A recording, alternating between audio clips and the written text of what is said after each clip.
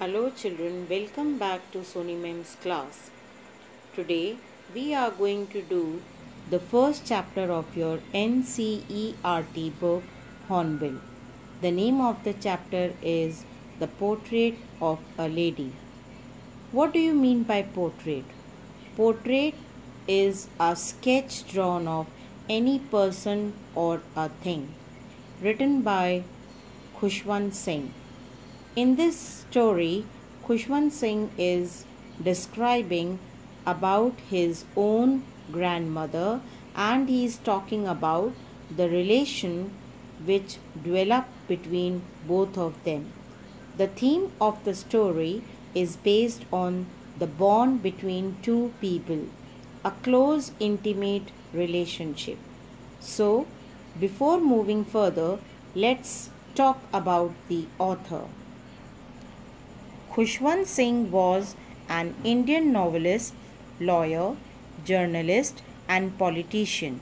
As a writer, he was best known for his trenchant secularism and an abiding love for poetry, humor, sarcasm. In this story, the author draws a pen portrait of his grandmother. It is his insight about her through his own eyes. He beautifully unfolds his relationship with her while describing her appearance and daily activities. He has won the Padma Bhushan, Padma Vibhushan, and Punjab Ratna Award. Let's have an overview of the story. The portrait of a lady is written in first person and is in the biographical mode. In this story, the writer gives a detailed account of this grandmother with whom he had a long association. Khushwant Singh recalls his grandmother as short, fat, and slightly bent, her silver hair scattered untidily on her wrinkled face.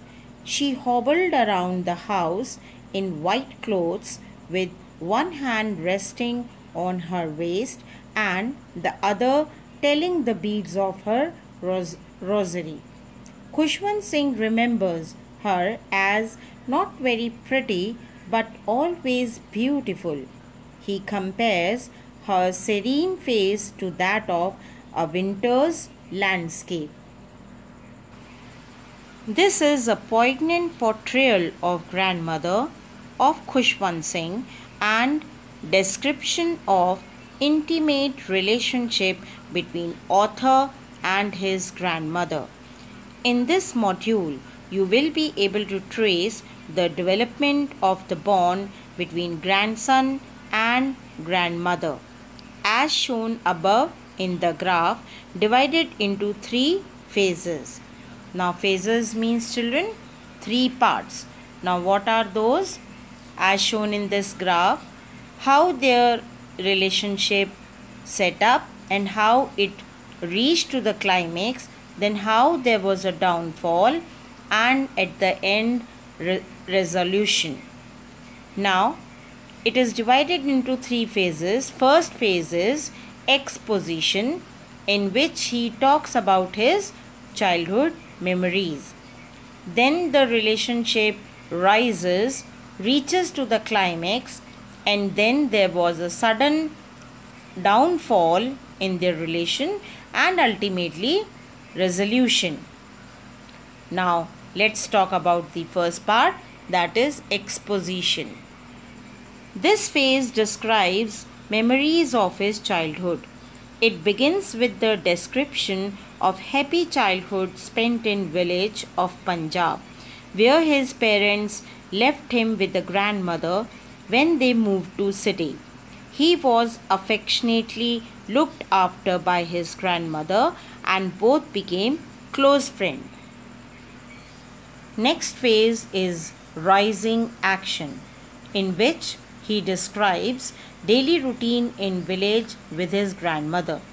He describes how his grandmother got him ready in the morning and how the two would walk to school, which was attached to the village temple.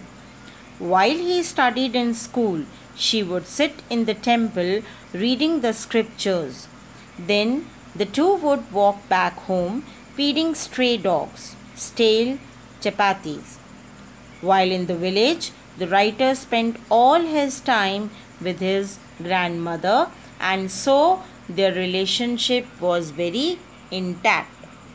The next phase, writer talks about the climax. Now in this climax, he describes turning point in their relationship. Now children, what do you mean by turning point? When a sudden twist or change occurs in the routine of your any work. The bond reaches its climax when the author and his grandmother move to the city, which brings about a turning point in their relationship. The writer's grandmother is no longer able to escort him to the city school as he goes by school bus. Furthermore, his grandmother does not approve of science and music education in the city school. She is also upset when she learns that there is no teaching about God and the scriptures. To her, music is meant for harlots and beggars. I hope you know what is harlots. Harlot means those ladies who earn their living through music and dance and singing, which were not at all considered respectable in the society. Then next he talks about falling action, means downfall in their relationship. The grandmother withdrew herself into her seclusion. Now seclusion means loneliness, isolation. Their friendship faded. She could not help him in his studies. The author is given a separate room when he joined university. Their friendship was snapped. Now snapped means totally broken.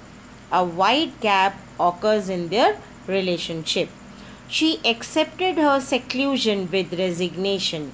It is a beautiful phrase mentioned in the chapter, which means she accepted her isolation willingly without any objection. She makes herself busy with her prayers, spinning the wheel and feeding a lot of sparrows. Early afternoon,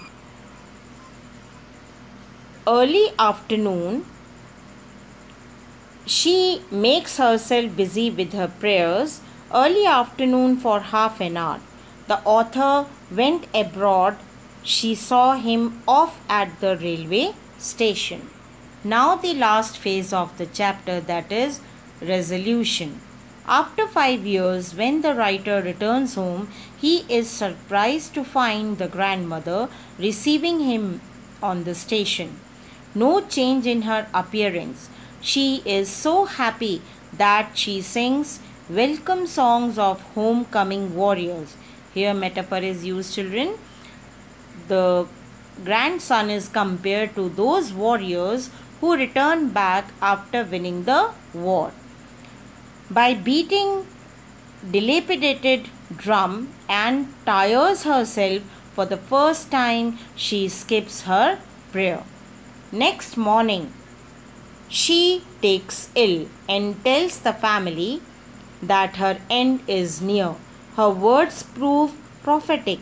She stops talking and passes away in her inaudible prayer with rosary in her hand.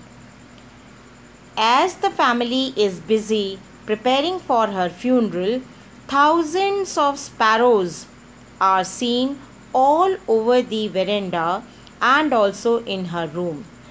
The birds do not chirp, nor do they peck at the breadcrumbs. They seem to have gathered to mourn her death. Silently, they fly away when her body is taken away for cremation. So children, with this we complete the explanation of the chapter, and your story ends with the death of grandmother, and the sparrows who were the friends of grandmother which shows that even animals and birds, they can't express their feelings, but still they have the senses, the emotions, which shows bond is not only between human beings, it can be between human being and animals and birds. We learn a lot of things in this chapter. Rest of the literary devices and expression of the phrases will continue in the next video. Till then, goodbye and take care.